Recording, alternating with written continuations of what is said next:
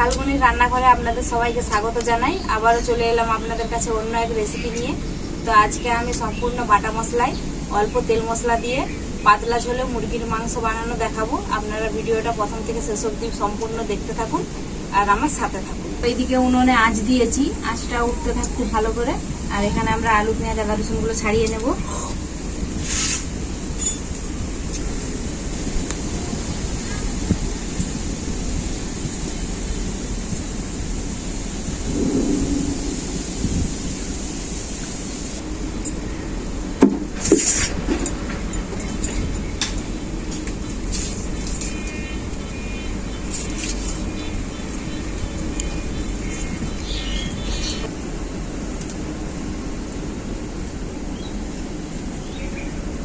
প্রচুর গরম, কি বলো পূজা? যেমন আগুন ভাব আসছে।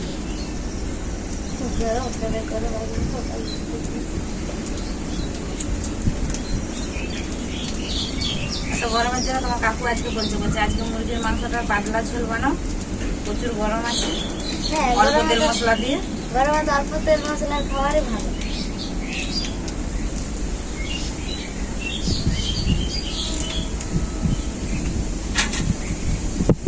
আমার তো সবকিছু আদা রসুন পেঁয়াজ আলু সবকিছু কাটা হয়ে গেল। এরপর আমি মাংসটা ম্যারিনেট করে নেব। তো কি কি দিয়ে ম্যারিনেট করছি আপনারা দেখে নিন। লেবুর রস,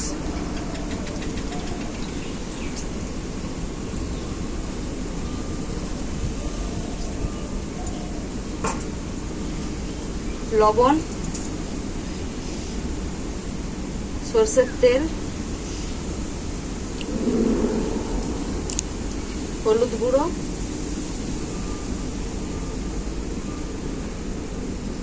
এরপর ভালো করে মাংসটাকে আমি মেখে নেব।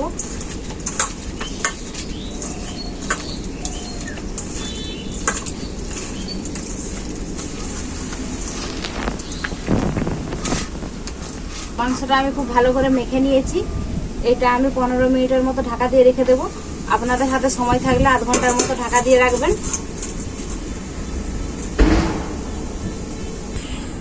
এখন আমি মশলাটা বেটে নেব। আর এদিকে মশলাটা বেটে নেব, এদিকে পূজা আলুটা ভেজে নেবে। মাংস আলু ভাজার জন্য আমি কড়াইটা বসিয়ে দেবো।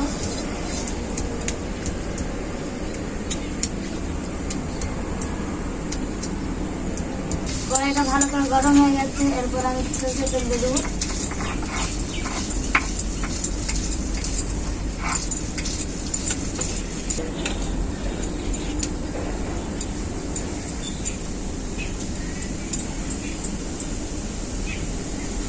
রসুনটা বাটা হয়ে গেছে, আদাটা বেটে নেব।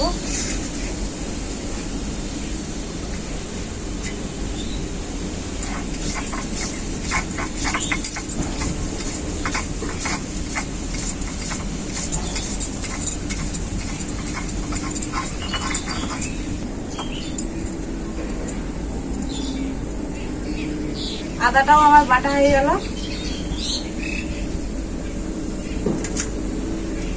এখানে আমি নিয়েছি জিরে, ধনে আর গোলমরিচ, একসাথেই বেটে নেব।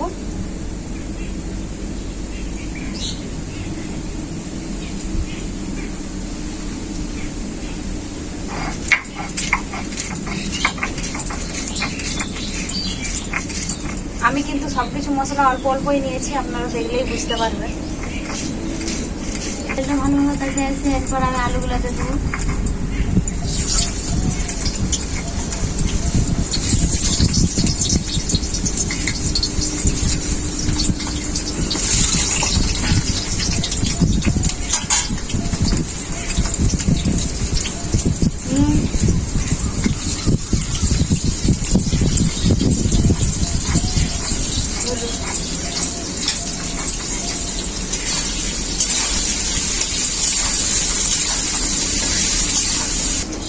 জিরে, ধনে আর গোলমরিচটা একসাথে খুব ভালো করে বেটে নিয়েছি। শুকনো লঙ্কা বেটে নেব।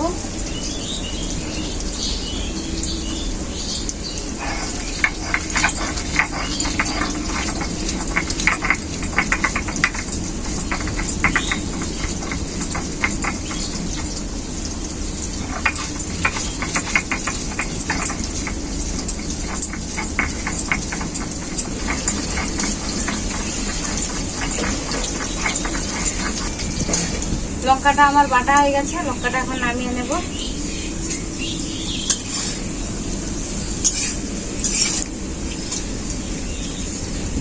সবশেষে গোটা গরম মশলাটা আমি বেটে নেব। কি কি নিয়েছি এখানে, দারুচিনি, জায়ত্রী, জায়ফল, লং, এলাচ,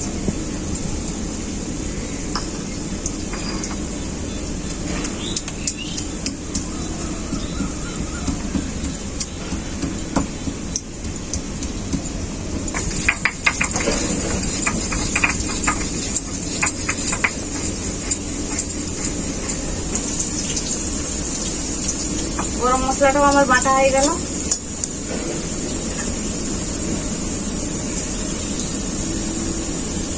আলুগুলো ভাজা হয়ে গেছে, এরপর আমি নামিয়ে নেব।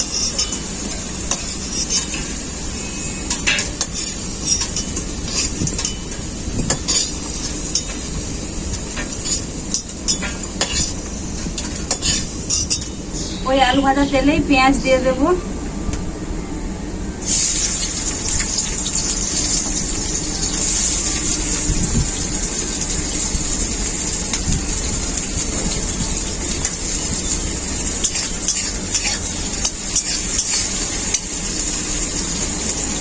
পেঁয়াজটা তাড়াতাড়ি গলে যাওয়ার জন্য অল্প একটু লবণ দিয়ে দিচ্ছি।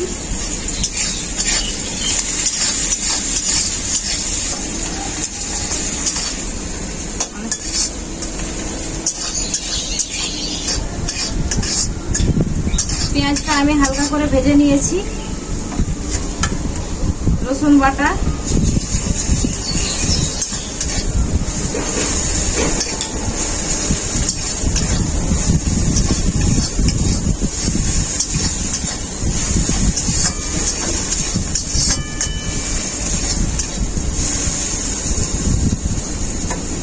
আদা বাটা,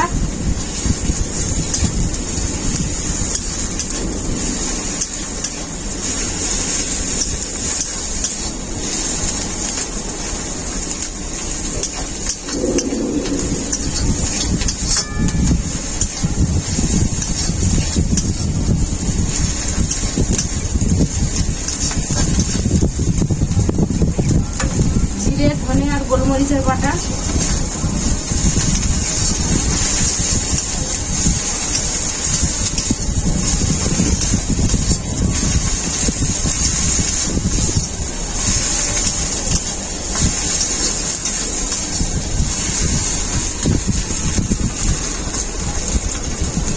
শুকনো লঙ্কার বাটা,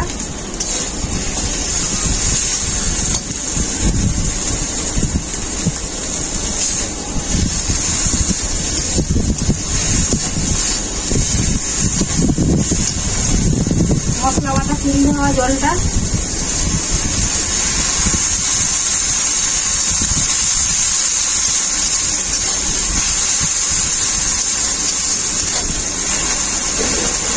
হলুদ গুঁড়ো আর কাশ্মীরি লঙ্কা,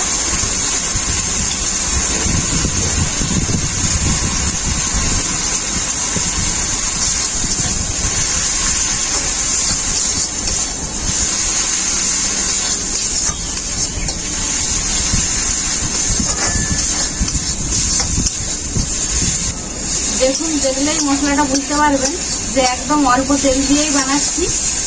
দেখুন, একদম তেল নেই।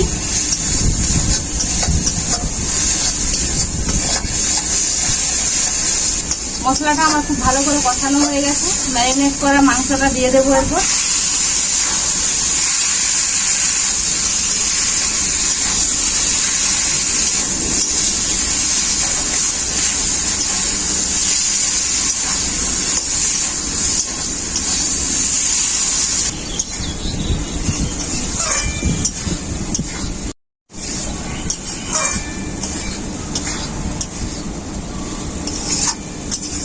মাংসটা আমার খুব ভালো করে কষানো হয়ে গেছে। দেখুন, মাংস গা থেকে তেল ছেড়ে গেছে।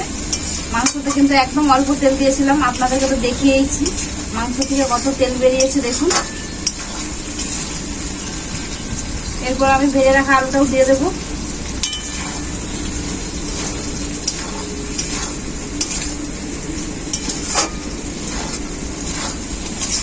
ঝোলের জন্য জল দিয়ে দেবো পরিমাণ মতো।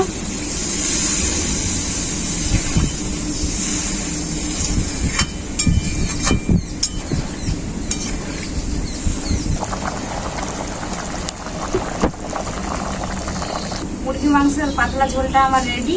এখন আমি গরম মশলাটা দিয়ে দেবো।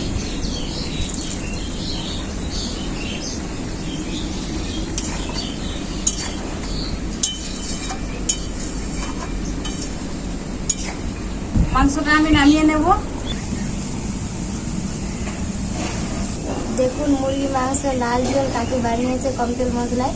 এটা এবার খেয়ে বলবো।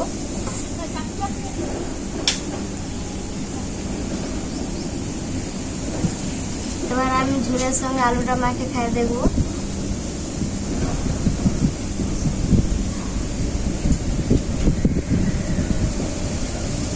কাকি রান্নাটা অসাধারণ হয়েছে। দেখুন মাংসটা কত সুন্দর সিদ্ধ হয়ে গেছে, আর এর ভিতরে সব মশলা ঢুকে গেছে। আর আলুটা দেখুন কত সুন্দর সিদ্ধ হয়ে গেছে। আলুটা পুরো গলে গেছে। হ্যাঁ, কত সুন্দর। আমি মাংস আলু আর ঝোল একসঙ্গে মাখে ভাতটা খাবো।